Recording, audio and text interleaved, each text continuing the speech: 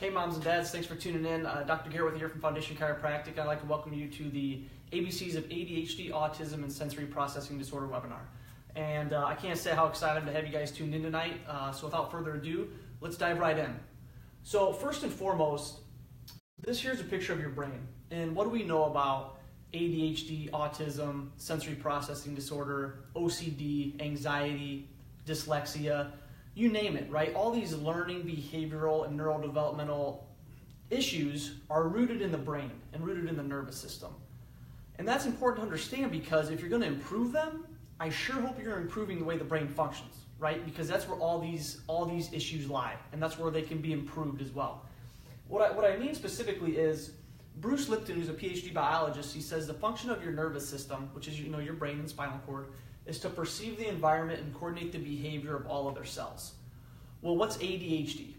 It's the inability to perceive your environment and coordinate appropriate behavior, right? That's the same thing with autism, right? OCD, tics, right? All these things are the inability to perceive your environment and coordinate appropriate behavior. But what's everybody trying to do? Everybody's trying to change behavior, right? Teach them to, be less anxious, right? Teach them how to read, teach them how to behave. But you see how this is an uphill battle?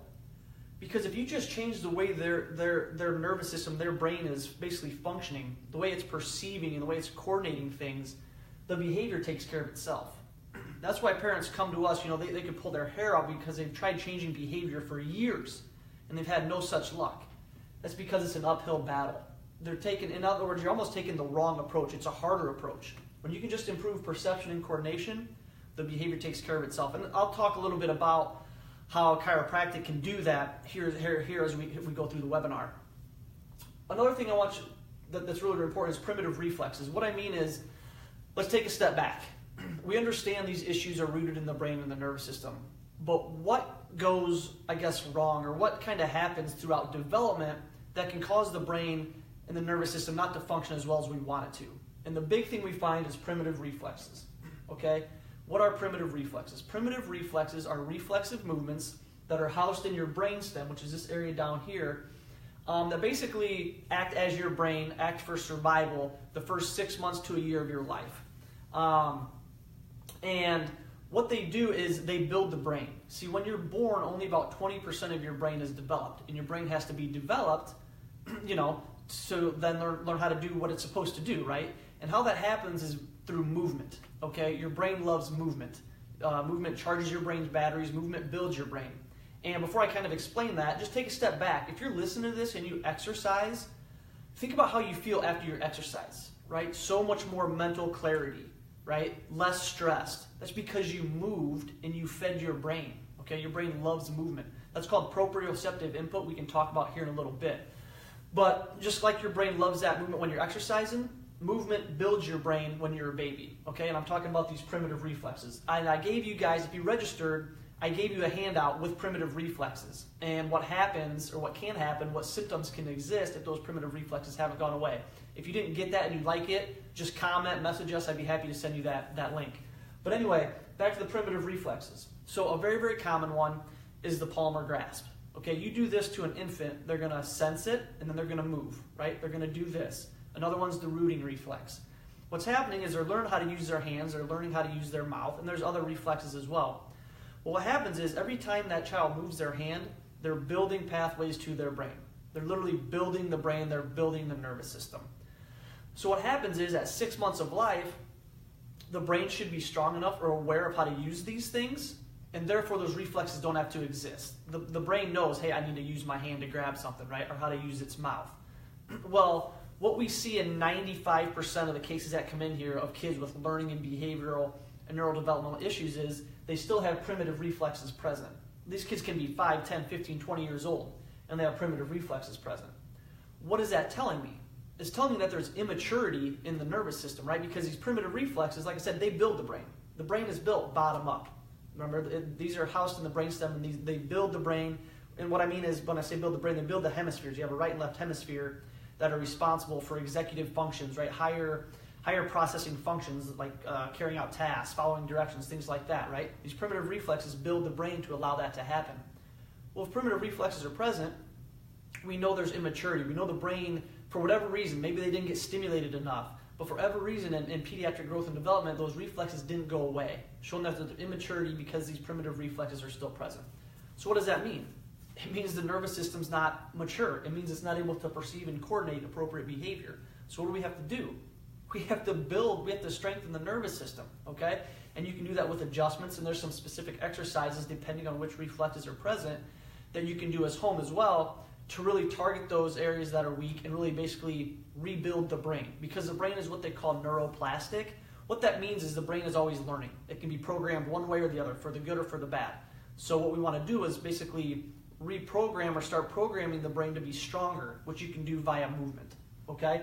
So that's the big thing, number one. If your child has primitive reflexes present, there's immaturity in the nervous system, the brain is not functioning as well as it should, it's not as mature as it should be, and these kids are going to struggle. And until you address these, right, you can try changing behavior, you can try all the diets that you want, it's not going to have as big of an impact because we know these issues lie in the brain, they lie in the nervous system, and until you start improving that, you're going to continue to pull your hair out.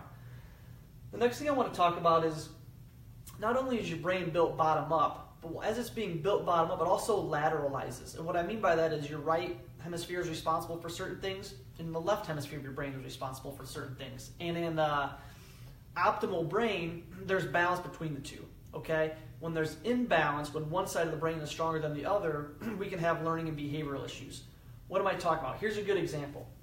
So your right brain is more sensory, it's more, it has safe actions, okay? And it's more for sustained attention.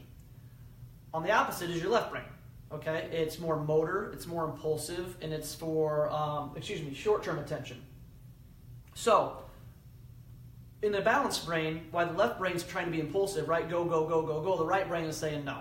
Use safe actions, and they balance each other out, so we have appropriate behavior.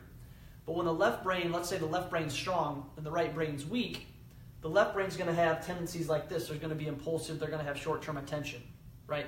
That's the definition of ADHD, right? That's the definition of autism, right? So the second thing we find is not only do these kids have primitive reflexes present, showing immaturity, but one side of the brain is stronger than the other, driving specific traits. This would be another one, OCD type things, right? Tics, motor behaviors, right? Things like that. So what we have to do is we have to not only strengthen the brain with adjustments and exercises to build it up, but we also have to balance it, which adjustments do as well. I sent you guys, if you also register, I also sent you that research article that says, that talks about how adjustments to the spine fire to the prefrontal cortex of the brain, which is where a lot of these issues lie in the prefrontal cortex, and how those adjustments can really strengthen that weak area of the brain. It's just like working out. You need to do it consistently, but when you stimulate these areas of the nervous system that are weak and immature, they can strengthen themselves, and we can get better balance. We can get maturity, and we can get balance. And when you do that, because the nervous system is where all these issues lie, when you start improving the nervous system, I'm telling you, you can really change the trajectory and really change the life of these kids. So the last thing I want to talk about is this pyramid here. This is developmental. This is a developmental pyramid of cognitive ability, how the brain basically develops. Okay, in the bottom of the pyramid, it starts with PRs. What are PRs? Primitive reflexes, right? Those are what's starting to build the brain from the start. The S/M, that means the sensory motor system. Okay, so first and foremost, there has to be a sensory and a motor component to the primitive reflexes, right? They have to first sense it, and then they move. So there's a sensory motor component within the primitive reflexes as well. What does that movement do? It starts building the brain, right? The brain loves movement. At 6 months of age, right, in optimal development, these reflexes go away. Well, at that point in time, what do kids start doing? They start creeping. They start crawling, right? So the sensory system, the motor system becomes even more engaged. Eventually, they become upright by 12 months of age, right?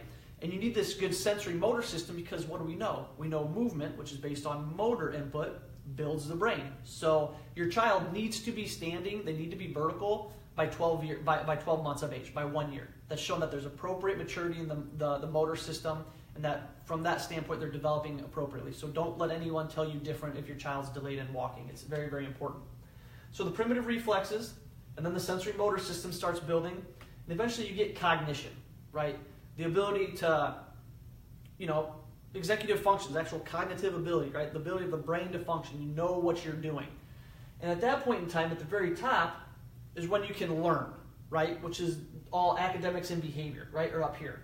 So once the nervous system, the brain is built up appropriately, the behavior and academics take care of themselves. But similar to this, while everybody's trying to change behavior, it's the same thing with this. See, everybody's trying to, once again, change behavior and try and change academics, right? Your kid's dyslexic, well, teach them how to read. Your kid can't do math, teach them how to do math. Your kid can't sit still, teach them how to sit still. But do you see how it's a top-down approach to a bottom-up problem? And that's why, like I said, so many parents come in and they've done everything. OT, PT, ABA, you name it. And those things are great, don't get me wrong, but they're not, if you're not addressing primitive reflexes, if you're not improving the sensory motor component with core exercises and specific and other specific exercises and adjustments, you're never going to get these kids where they can be. Okay, that's why the kids that come to us take off so quickly, is I firmly believe because we're addressing the foundation of the problem. Until you address the foundation, just like the house, the most important part, like I said, these kids are constantly going to struggle. So what do you think we do in our office? We focus on neurology, we focus on primitive reflexes, building that brain, building the brain, and then focus on balancing it out as well. And when we do that, like I said, you can really change the lives of these kids. So that's a general, really quick one-on-one 101 overview. I hope that makes sense. If it does, or even if it doesn't, feel free to comment, right? Message us, give us a call. I know we have people from Texas looking in, Florida, Ohio. There's parents zoomed in all over. And I know I'm in Chicagoland, so I can't help you specifically, but we have docs all over the world that are trained in this type of stuff that can really help these kids. So, if you want me to try and find somebody, I'd be more than willing to do that. If you're local and you're interested, like I said, feel free to message us, give us a call, whatever you guys want to do. We're here to help as many kids as we can. And I hope, like I said, I hope you enjoyed it. I hope it made sense. And we'll talk soon.